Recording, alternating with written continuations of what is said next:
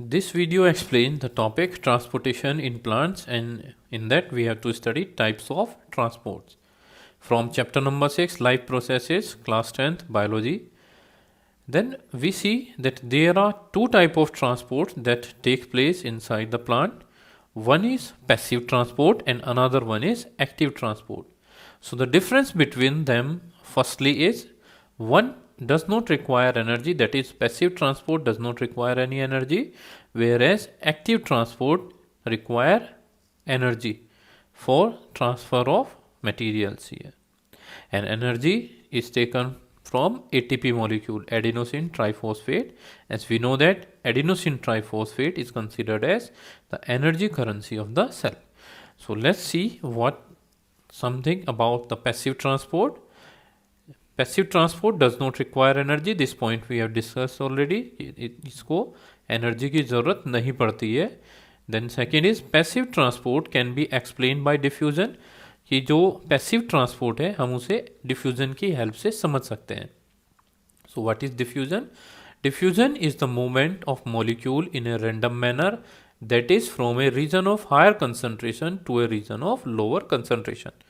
तो डिफ्यूजन क्या है? मूवमेंट है मॉलिक्यूल का एक रैंडम मैनर में जो अपनी हायर कंसंट्रेशन से लोअर कंसंट्रेशन की तरफ जाता है. रैंडम का मतलब होता है कि वो एक पोजीशन फिक्स नहीं होती, जो भी डायरेक्शन उसे मिलेगी उसी डायरेक्शन में वो मूव करना शुरू कर देता है. तो उससे क्या बोल देते हैं हम? डिफ्यूजन बोलते हैं. लेकिन जो मेन चीज़ ध्यान रखने वाली है कि वो हमेशा हायर कंसंट्रेशन से लोअर कंसंट्रेशन की तरफ होता है. अगेन कि diffusion involves no expenditure of energy, कि डिफ्यूजन को कोई एनर्जी की ज़रूरत नहीं होती है, तो इसीलिए इसे क्या माना जाता है? पैसिव ट्रांसपोर्ट बोल देते हैं हम. Diffusion is considered as passive transport. So diffusion is a process which can occur in all media which involve solid, liquid and gaseous molecule.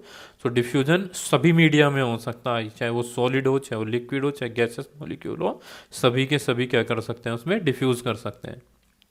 Then diffusion is a passive process which occurs in the transportation of substance in plants. तो diffusion एक passive process है जो substance को transfer करने में करती है plants के अंदर. and usually वो क्या होता है? हमारा ज़्यादातर water के transport के लिए passive transport use कर लिया जाता है.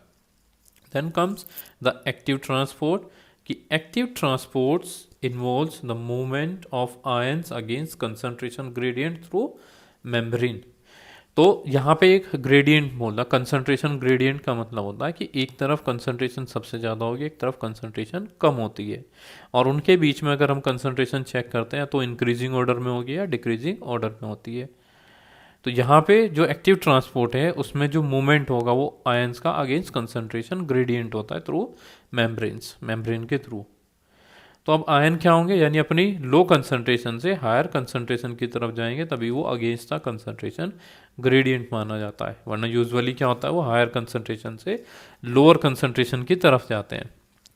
सो it is carried out with the expenditure of energy. Active transport में एनर्जी का एक्सपेंडिचर होता है.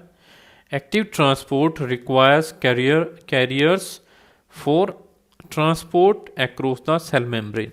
और एक्टिव ट्रांसपोर्ट के लिए कुछ प्रोटीन कैरियर्स की ज़रूरत पड़ती है, जिसे हम पंप्स बोलते हैं. कुछ पंप्स चाहिए होते हैं उसके लिए, ताकि वो जो सेल मेम्ब्रेन है उसके थ्रू ट्रांसपोर्ट हो सके. तो इसलिए एनर्जी की ज़रूरत पड़ती है एक्टिव ट्रांसपोर्ट में.